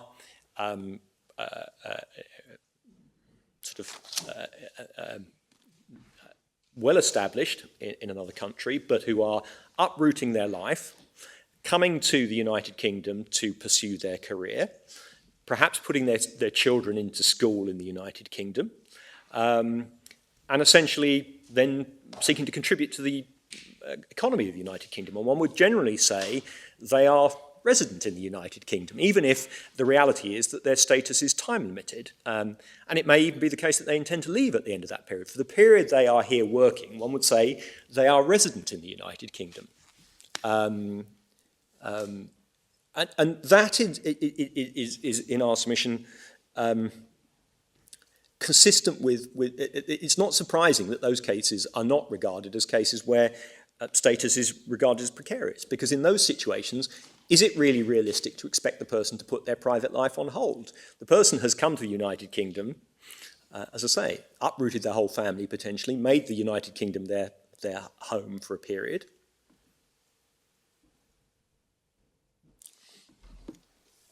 Is complying with immigration control. Immigration control doesn't prevent them building up a private life in the United Kingdom. And so can one really say that their status is one that essentially that means that their private life should not then be given weight in the balancing exercise. But as I say, going back to perhaps the most straightforward answer to my Lord's question about can you say that this appellant was a settled migrant at the relevant time, settled migrant has, on the case law of the European Court, a definite meaning. It refers to a right of residence. A right of residence on the facts of jeunesse certainly seemed to be a right of residence that was time limited. And the European Court seemed... Can I just draw attention also, I focused on paragraph 104. Two other provisions that support or two other rather passages of the judgment that in my submission support the argument that I just advanced. Firstly,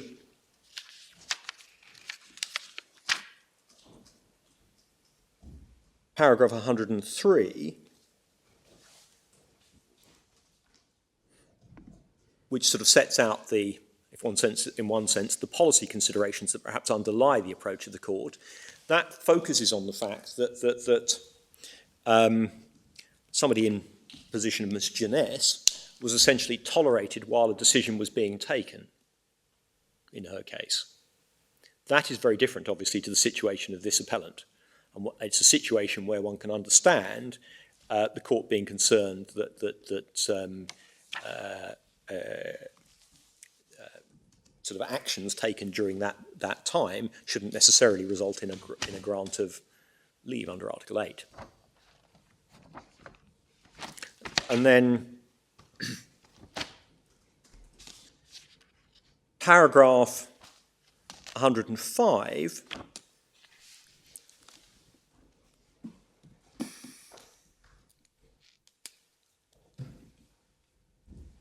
distinguishes essentially between what's described as a settled migrant and an alien seeking admission. Now, if one were to look at the situation of the appellant again, is the appellant closer to the situation of a settled migrant or the person seeking admission? In our submission, the appellant is closer to the settled migrant because she is in a position where the private life has developed during a period where she was entirely compliant with immigration control and had a right, and had an entitlement rather, perhaps is a better way of putting it, to remain in the United Kingdom. In jeunesse, the problem was, as I've already indicated, she was somebody who was tolerated while a decision was made in her case. For years, I think. For years. And the court recognises the fact it was for years was a relevant factor, but it still draws a distinction between that situation and the situation of what's described as a settled migrant. And one can see why that's the case in some senses, because the person who has been tolerated, to use the language of the European Court, for a number of years while their application is being decided, lives essentially in a state of uncertainty. Going back to my Lord's question about the use of the language of the use of the word awareness, the person who is being tolerated while an application is being taken in their case has no way of knowing whether the decision will be decided tomorrow, essentially. And so they will be aware their status is unstable. The person in the position of the appellant knows that she's qualified under the immigration rules, knows that the immigration rules have the potential for further extensions, and knows as a result she is likely to be present for a significant period of time. Statement of facts and issues, correctly reflecting your client's answer in cross-examination before the first-tier tribunal. It was the appellant's expectation that she would have to leave the UK at some point. I accept that, but the point I'm making is that she also was in a position where the immigration rules potentially provided for her to have a number of extensions. The immigration rules potentially provided for indefinite leave to remain, should she get to that point, and obviously could be no certainty she would get to that point, but it potentially provided for that. And so she had a degree of stability. She had a much greater degree of stability than the person, the jeunesse situation, the person who'd never received leave, who was essentially awaiting a decision. You said earlier that jeunesse, where they speak of residence permit, they are meaning for a limited period. Is that because of the passage beginning at 43 and going through to 62? I think it's particularly, that's right related, but it's particularly, one looks at paragraph 49. Which? 29. 49. 49. Which seems to define the circumstances upon which a person is lawfully resident in the Netherlands. Well, there are lots of them, aren't there? They can have provisional residences, they can have time-limited residences, and they can have indefinite residences in the Netherlands. So it seems, if you read 48, well, if you read the whole 43 to 62. Well, but 61. Well, the status, certainly the status that would potentially seem to be would have appeared, certainly on our best reading of it, would appear to have been time limited. Well, she hadn't got that. She never got that, And except. so, of course, that's what they're talking about. Yeah. Yes, fair enough. Yes.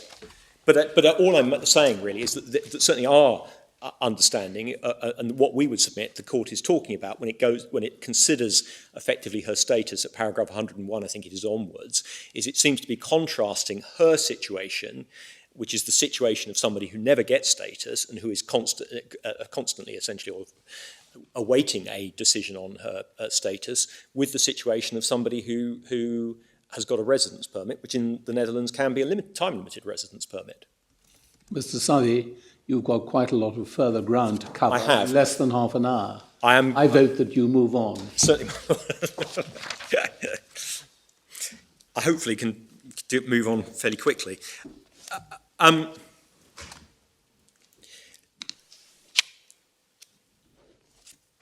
Can I...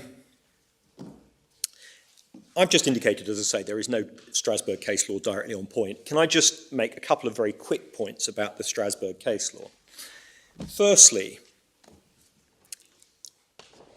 and probably most importantly, although there is no case law that is directly on point considering the time-limited status,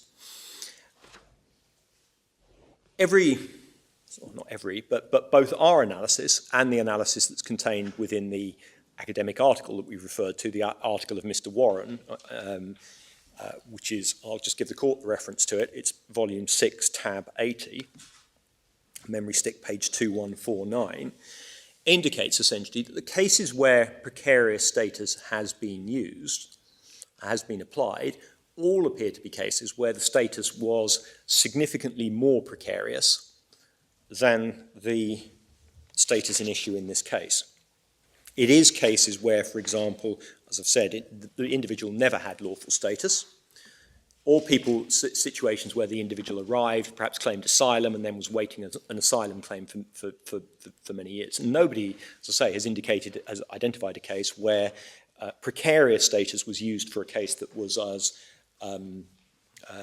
stable in some senses as the case in this case. Secondly, there is at least one other case that we've identified where the domestic status that was contrasted with precarious status and was said to, and the absence of which was said to mean that status was precarious, was apparently time limited. And can I just take the court to the Guliev judgment, which is at volume 5, tab 58, to make good that point and perhaps clarify what I mean by that. Sorry, which one was that? Volume 5, tab 58.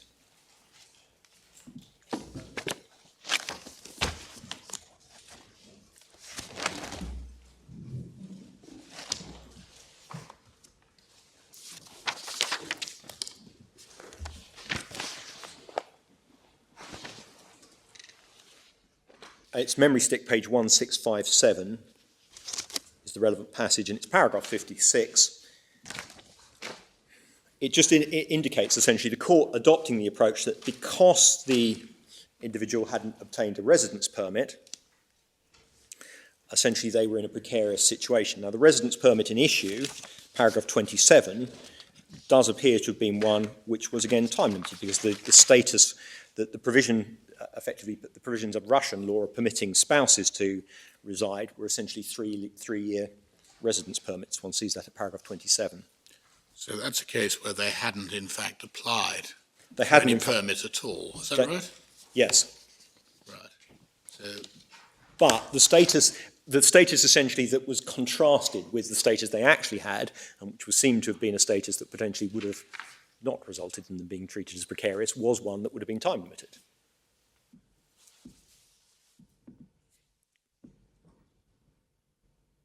Perhaps more importantly, in some senses, what we would submit, if one goes to volume 6, tab 71, do they somewhere say that if he had applied, is it he or she?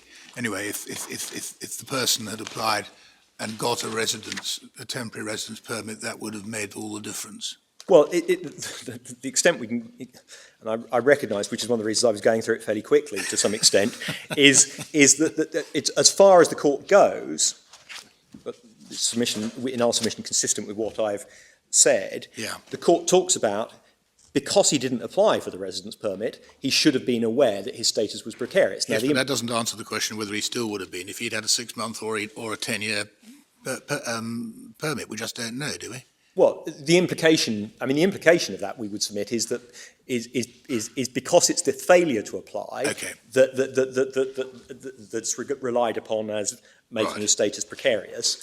The implication would appear to be that if that hadn't occurred, then he He wouldn't have been precarious. wouldn't have been precarious. But I recognise the limit. That's why I was sort of passing on fairly quickly, because it Yes, 71. 71, the silver, which may be of greater use.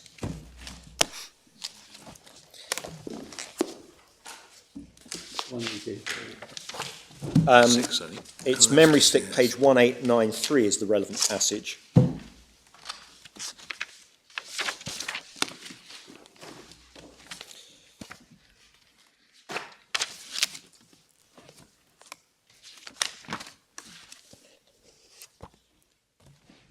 Two features of this judgment that just draw attention to.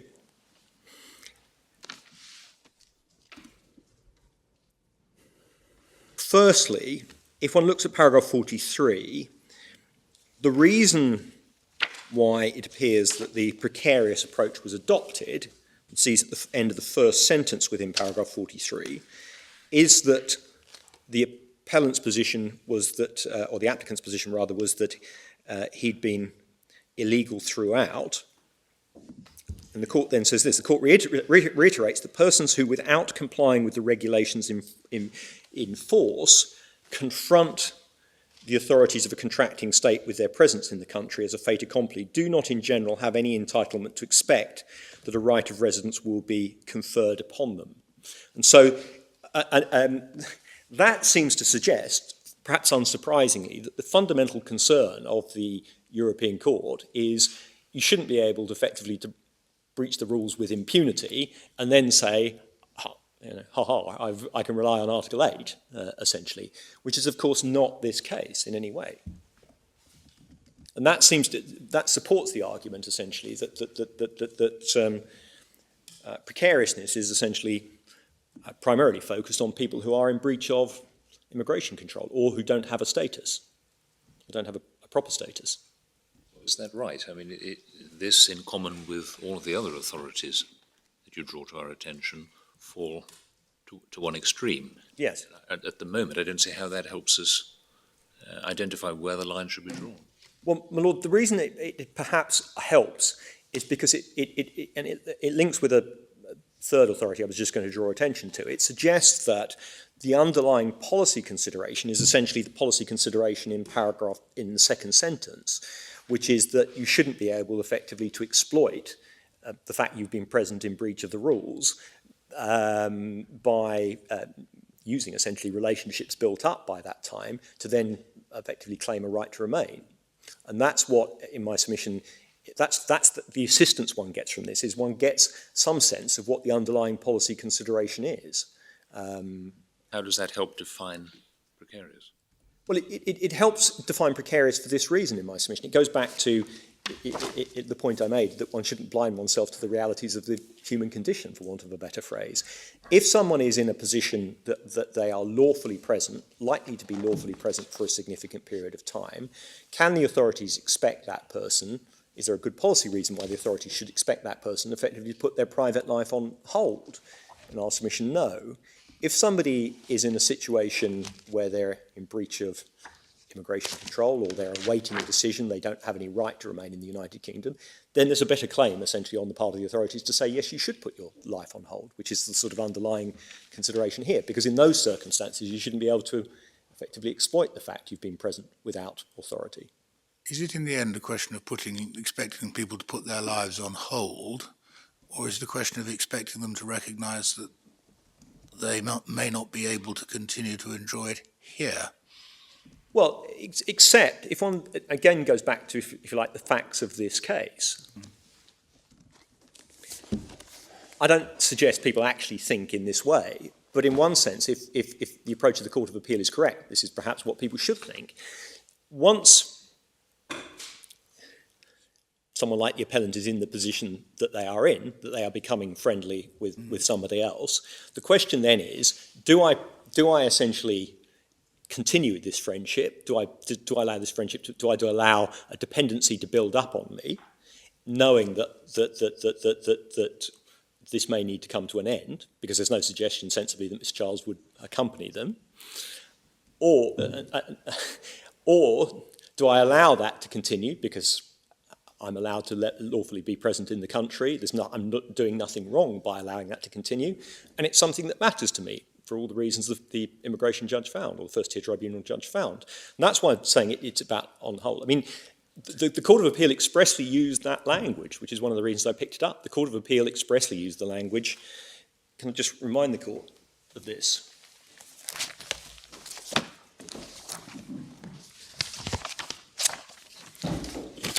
One goes to slightly different language, but it's effectively the same, actually, looking at it again. If one goes to memory stick page 145, the end of paragraph 37. Organise their private life. Well, that's... Yeah. I use the language of put life on hold, which I accept is slightly different, but it's not, in effect, different. Certainly I would argue it's not in effect different. Okay.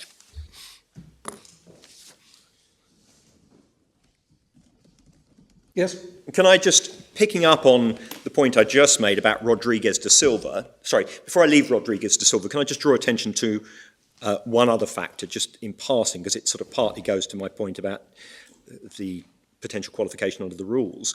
Can I just ask the court to note the third sentence within paragraph 43, which is a recognition that it was still relevant, that there was the potential to qualify under the rules during the time. That's obviously a factor that arises on the facts of this case, because if my lords and my lady will remember that if the application had been made on the proper form, effectively, under the 14-year rule, there would have been qualification, or there was likely to be qualification. So it goes back to my point about the periods in issue being relevant, the near-miss argument is not a near-miss, for want of a better phrase. Can I then go on, but moving on for Rodriguez, just to support the point I'm making, that the underlying consideration is essentially a concern that people should be expected to comply with the laws. If one goes to Nunes, volume 5, tab 67, memory stick page 1808,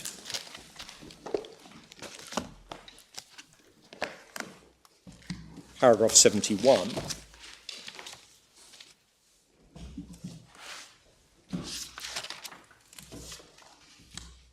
One sees halfway through, having set out at paragraph 70, the end of paragraph 70, the well-known dicta that we've already seen, the precarious test, one sees a consideration being expressed. This was a case where essentially there'd been a failure to comply with immigration control, and one sees the concern essentially expressed halfway through paragraph 71 about 10 lines down, perhaps 12 lines down, if serious or repeated violations of the immigration law were to be met with impunity, it would undermine the public's respect for the law.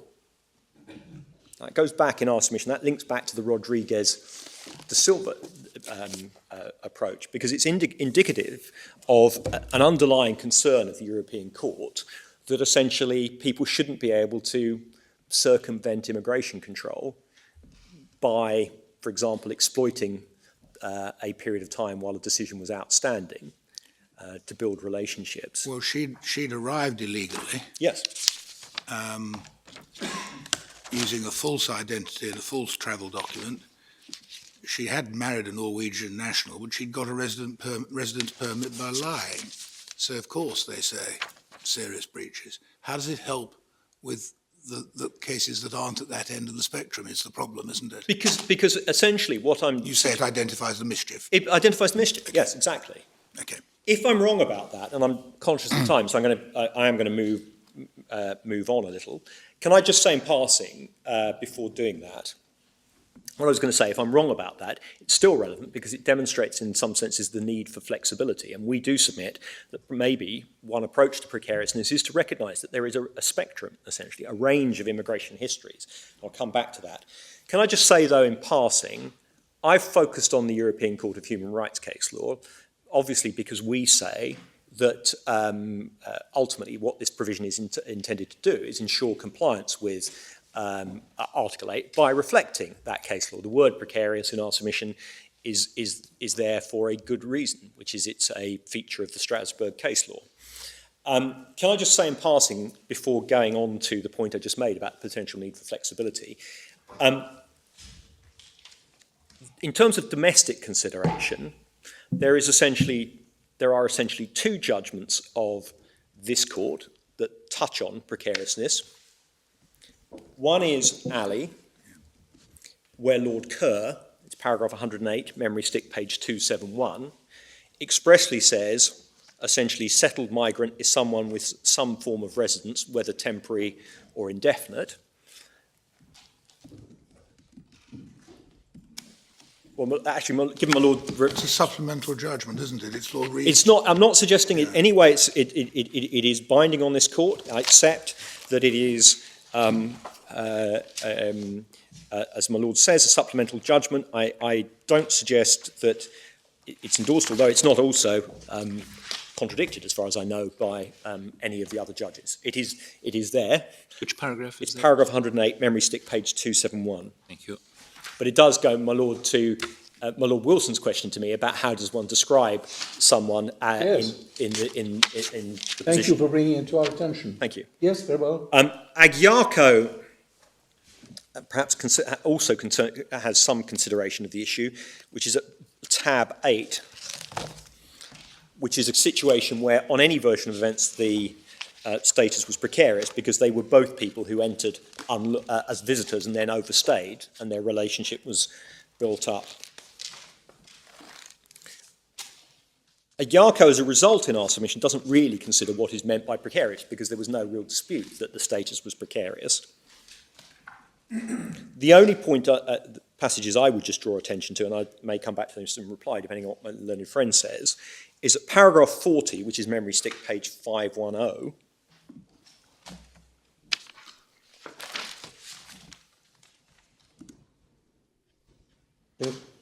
describes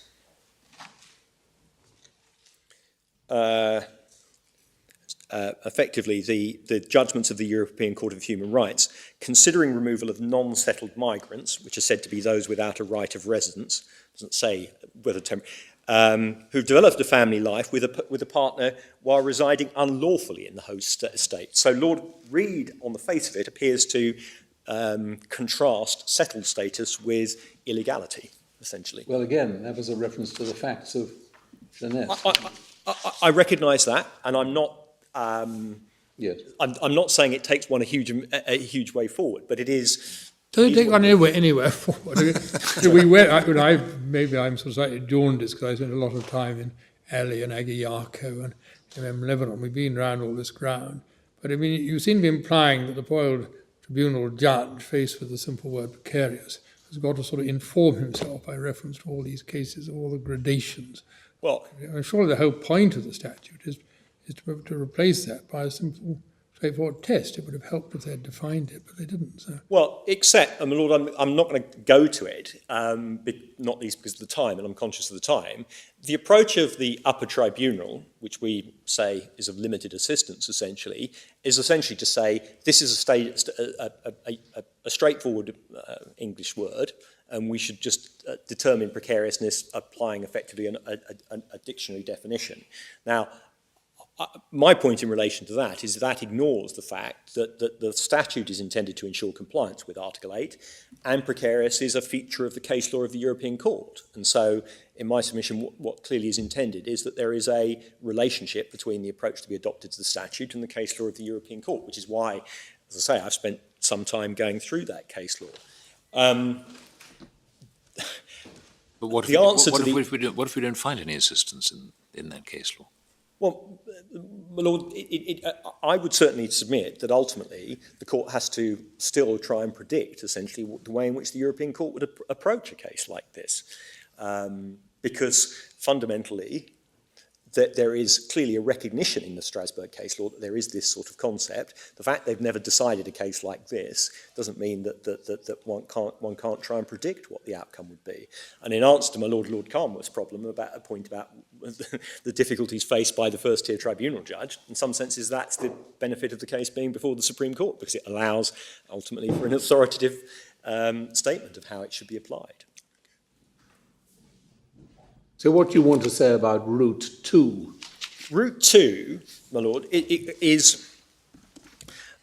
well, before I do that, can I just say in passing that to the extent we are wrong, essentially, in saying that precarious should be restricted to effectively one end of the spectrum, the cases where the sort of cases that are described in the academic article that we've highlighted, the Warren article. To the extent we're wrong about that, one should still, in our submission, adopt a flexible approach that reflects the realities of the situation. I've already drawn attention to how essentially Strasbourg looks at what somebody's sort of understanding of their situation is and how that in our submission reflects the realities. And the reality is one has a massive spectrum of immigration statuses. We've tried to draw attention to that. There are at least three factors that are potentially relevant when looking at someone's immigration status and whether or not they should be entitled to rely on their private life. One is the actual form of status they enjoy. And so to use to sort of not look at the facts of this case, but just to deal very briefly with the spectrum. At one end, there is the situation of the person who enters unlawfully, makes an asylum claim, is tolerated, to use the language of Strasbourg, while their asylum claim is outstanding, never actually establishes a right to remain in the United Kingdom. At the other end of the spectrum, there is, for example, the tier 2 worker I described, the person who uproots their whole family essentially to come to the United Kingdom to invest their skills in a United Kingdom business, who may be on a time-limited stay, but who essentially has moved their whole life to the United Kingdom and who is lawfully here for a period with the potential for further extensions of that period. The second feature that varies is delay, and we draw attention to the fact that Lord Bingham, as long ago as E.B. Kosovo, recognised that effectively the longer a decision is delayed, the more an individual will develop their private life. And that's going to be a factor. If the Secretary of State delays, as unfortunately sometimes happens for years, it becomes more unreasonable potentially to expect the individual to put their private life on hold. And the third feature that means that there is a spectrum essentially is the fact that children can be involved. And of course children can develop private life while their immigration status is precarious. Children can and do claim asylum, for example, and may be here while an asylum claim is pending.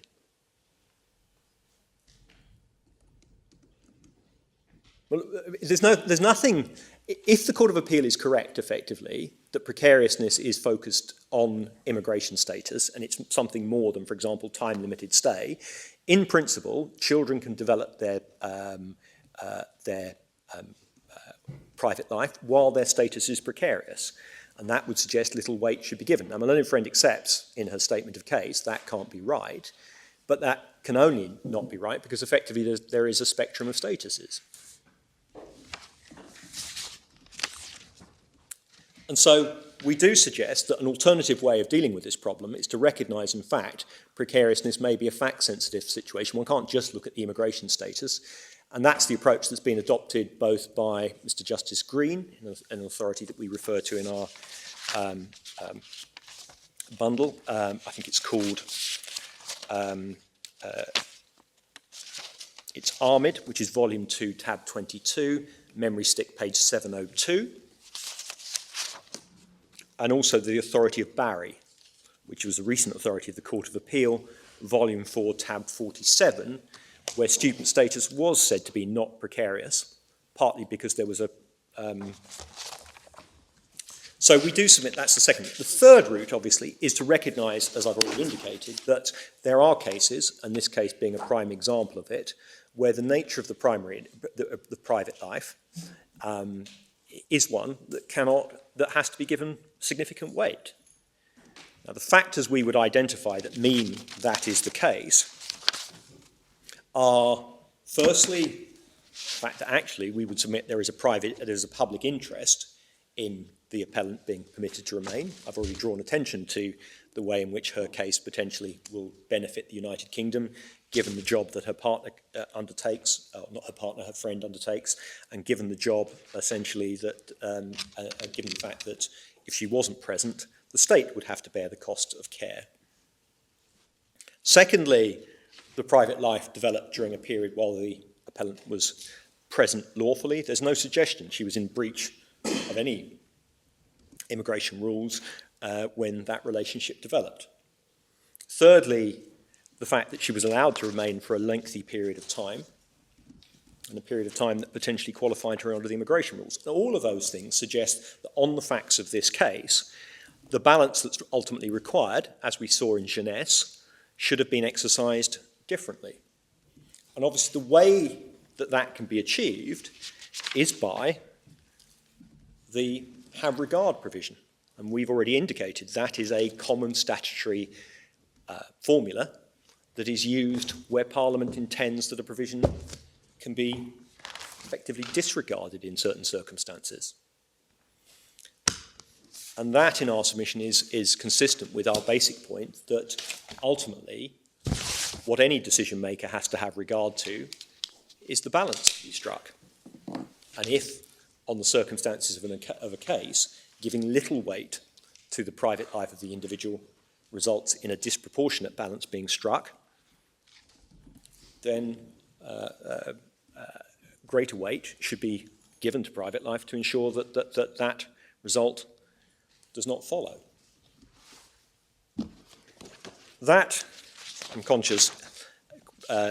Now, what would you like to do on this business of whether financial independence and fluency in English are positive factors or simply neutral factors? Yes. Would you like us to simply reread your case, or would you like to eat into your period of time for reply? I would like, effectively, the court to read into there is nothing much more I can say other than what I've already said, essentially, which is, if one looks at the language in our submission is clear, that it's a positive...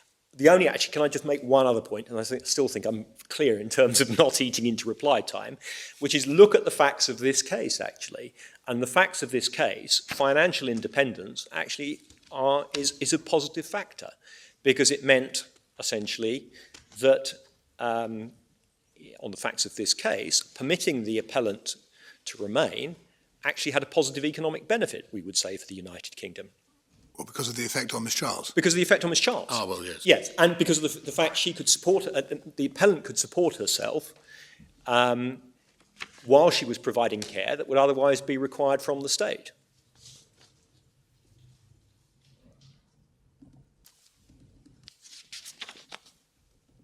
Very well. That, I think, covers everything I need to cover. So ultimately, we would submit that if one looks at the facts of this case, through one route or another, the conclusion should have been reached that effectively removal was disproportionate. I think that, as I say, covers everything unless the court have questions for me. I don't think that we do. Mr. Southey, thank you very much. Thank you. Mr. Selwood, in the circumstances of formal inquiry, do you follow? Very well. Miss Giovanetti. My lords, my lady. Our submissions fall into three main parts, broadly along the lines of the respondent's case. The main part of the time I've got available, I suspect, is going to be devoted to the first part, which is the correct construction of section 117b5, precariousness. If there's time, I'll then touch briefly on sections 117b2 and 117b3, the relevance of the ability to speak English and of financial independence. The third part of my case was going to address briefly the approach on an appeal from the tribunal in an Article 8 case, i.e. the re-B point, if there's time, and the disposal of the appeal.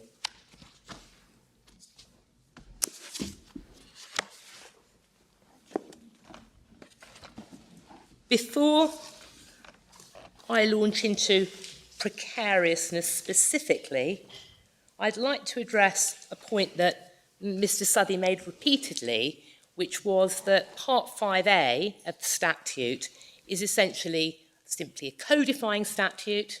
It changes nothing. It's simply intended to ensure that tribunals comply with Article 8.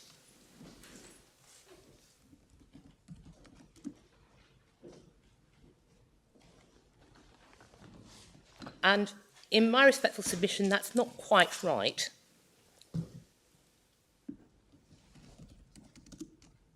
Because almost like the re-B submission, it's presupposing that there is only one right answer to Article 8 questions.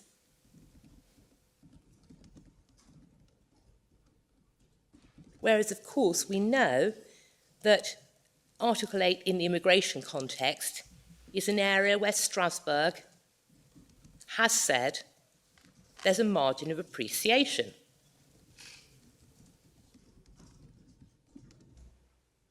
And in this particular context, there's, I think, a very useful paragraph of this court's judgment in Aguiarco. Although it's addressing the immigration rules, i.e. the situation before the statute, the reasoning in my respectful submission is illuminating in relation to Part 5A as well. It's in Volume 1 of the Authorities, at tab 8, paragraph 46, MS reference 512.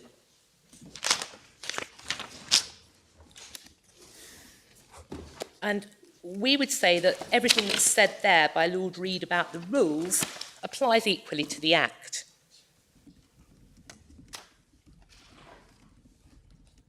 I'm picking it up after the first clause.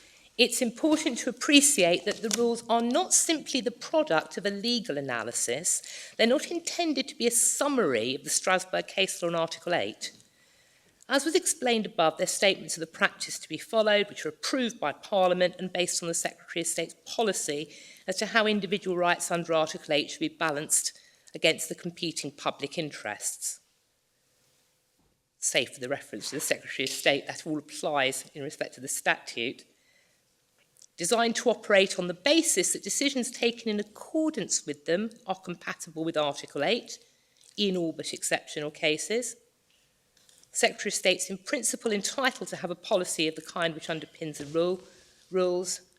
And then importantly, while the European Court has provided guidance as to factors which should be taken into account, it's acknowledged that the weight to be attached to the competing considerations in striking a fair balance falls within the margin of appreciation of the national authorities, subject to supervision at the European level.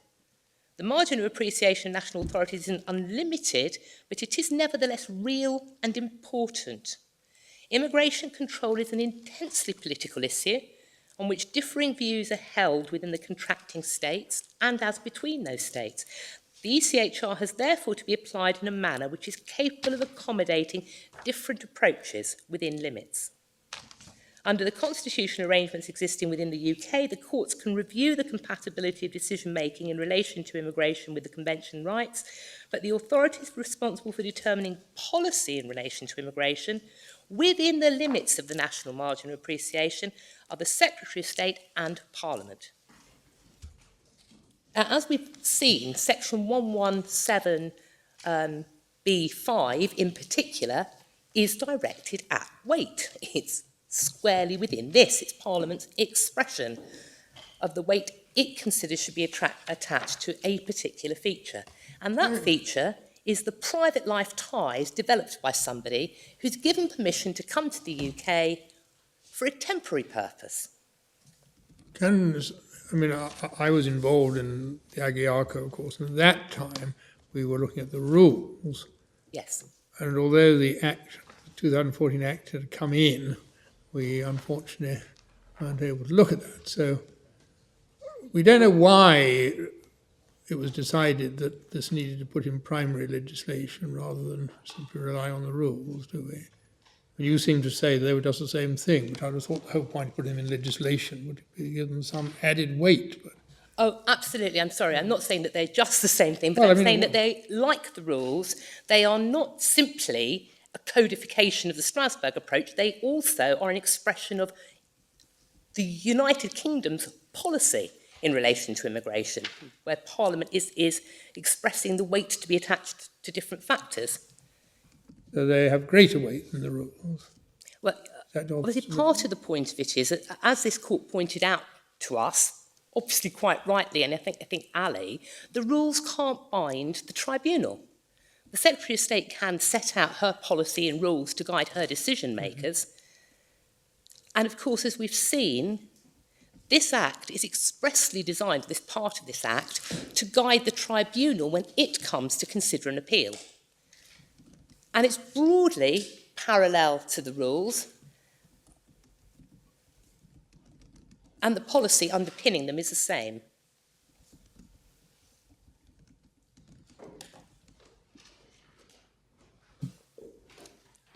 And one interesting and important demonstration of the distinction between the domestic approach and the approach in Strasbourg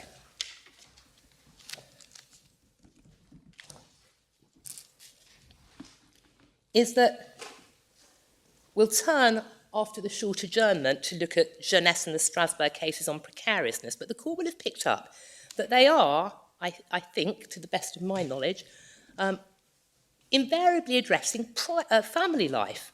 They all talk about the approach that should be adopted to family life ties that are established and developed during a period when somebody's got precarious immigration status.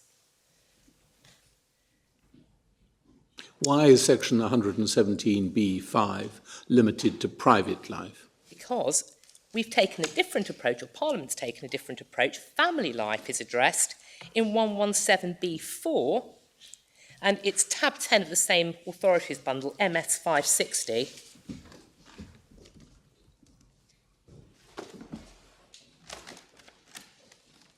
And you'll see that what's provided there is that little weight should be given to a private life or a relationship formed with a qualifying partner, i.e. family life, that's established by a person at a time when the person's in the United Kingdom unlawfully. So in terms of a family life relationship, it's not precariousness at all. It's unlawfulness. So in a way, it looks as if we're being rather more generous than the approach mandated by the Strasbourg court in the Article 8 cases. So that if this had been a family life, it would have been treated differently. Yes. It wouldn't have been caught 117B5 at all. What's the point of that? It is very weird. We have these, we've gone through all these phases of trying to clarify. I'm always told it's to give guidance to the tribunals and everything. And then we have this distinction, which seems to have no point at all.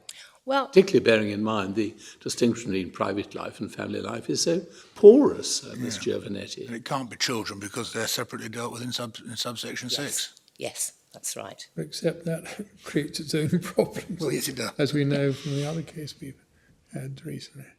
Yeah. So it's quite right. This provision doesn't bite on children, and of course children fall within Section 55. But they may be affected by what happens to their parents, as we know. If their parents have to go, then it may be reasonable for them to go with them. Well, that's why I don't want to go back into the other case, particularly if you haven't given Well, that's judgment how yet. But 117B6 provides for a parent to be allowed to remain if they've got a subsisting relationship with a child, and it's not reasonable to expect that child to leave. So it's not I thought you were submitting the other case, that if the parent had to leave, then the child had to leave.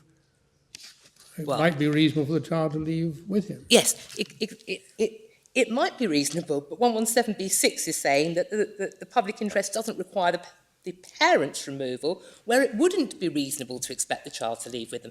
I'm reluctant to re-argue because my opponents aren't here. No, all right, sorry, let's avoid that.